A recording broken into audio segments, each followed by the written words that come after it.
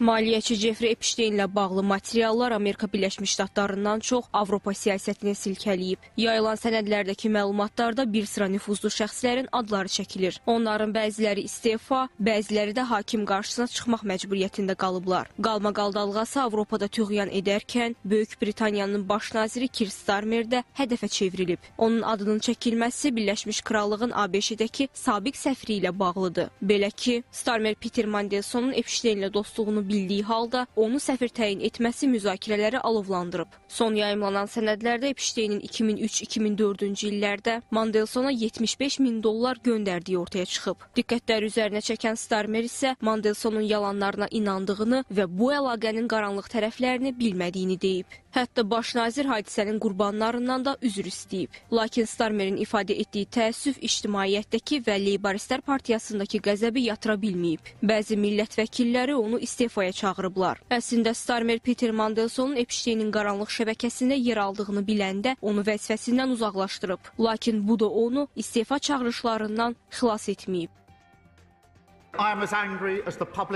Mən də ictimaiyyət və parlamentin hər bir üzvü qədər qəzəbliyəm. Mandelson ölkəmizə, parlamentimizə və partiyama xəyanət etdi. Səfirlikdən əvvəl və vəzifəsi müddətində Epsteinlə əlaqələri barədə soruşanda o komandama dəfələrlə yalan danışdı. Onu təyin etdiyimə görə peşmanam. Əgər indiki bildiklərimi o vaxt bilsəydim, o heç vaxt hökumətə yaxın olmazdı.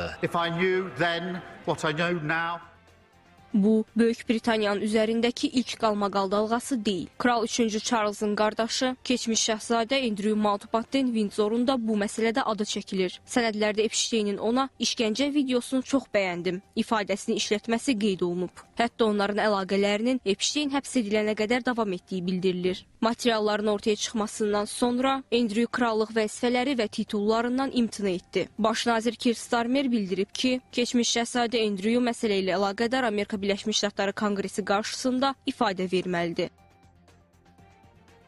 Kral Charles'dan bəlkə də qardaşına Konqres qarşısında ifadə verməsi üçün təzyiq etməsi tələb olunur. Çünki bu barədə çağırışlar var. Bəs kral ailəsi buna cəlb olunacaqmı? Andrew yenidən iqamətgahını dəyişir. Görünür, kral onu ictimaiyyətdən mümkün qədər uzaqda saxlamaq istəyir. Beləliklə o daha az görünəcək və mülklərdən birində yaşayacaq.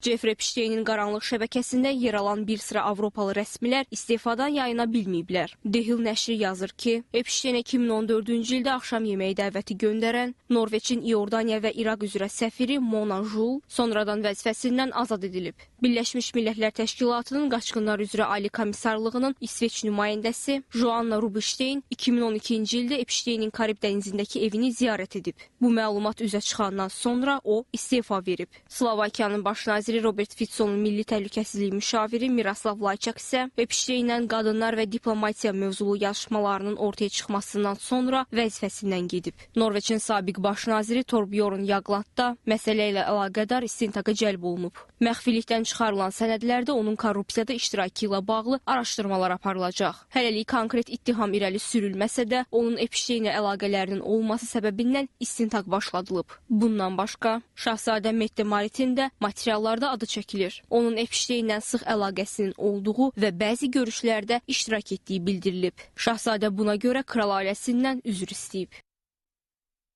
Düşünürəm ki, bu Norveçlilər üçün şok oldu. Çünki onunla əlaqə saxlayan bir sıra yüksək vəzifəli diplomatlarımız var. Şahzadənin Epsteinlə bu cür əlaqəsinin olması Norveçlilərin onun rolu və monarxiyaya baxışını sarsıtdı. Hazırda rəsmi olaraq şərh verilmir. Onlar deyirlər ki, bu məsələni məhkəmə həll edir. Sənədlərdə Fransa rəsmilərinin adlarına da rast gəlmək mümkündür. Sabiq mədəniyyət naziri Jacques Lang və onun qızı Caroline Lang sözügedən qruplaşmada iştirak edənlərdəndir. Onların əlaqələrinin olduğu və bəzi layihə təkliflərinin edildiyi bildirilib. Bir sıra ictimai şəxslərdən də materiallarda söz keçsə də, həmin rəsmilər cinayətdə təqsirli bilinməyib. Bundan başqa, sözügedən sənədlərdə Belçika şəhzadəsi Lorana da toxunulub. Onun Epsteinin əlaqə siyasında olduğu deyilir. Hətta tərəflərin təkbətək görüşdüyü də bildirilib. Lakin Loran Epsteinin çoxsaylı təkliflərini rədd edərək onun heç bir məclisində iştirak etmədiyini deyib. Son sənədlər onu göstərir ki, Epstein nüfuzlu şəxslərdən istifadə edərək struktur formalaşdırıb. Hətta onun şəbəkəsini yeraltı Davos adlandırırlar. Politico yazır ki, münasibətlərin bir çoxu Paris mərkəzli əlaqə xətti vasitəsilə qurulub. Eyni zamanda onların Avropadakı ifrat sağçıları hərəkətə keçirmək üçün bəzi addımlar atdığı deyilir. Onun qruplaşmasının belə partiyalar üçün siyasi dəstək və maliyyə axtarışına girməsi diqqət çəkib. Görünür, Epsteinin məqsədi həm də qlobal siyasi güc əldə etmək və onu istiqamətləndirmək olub.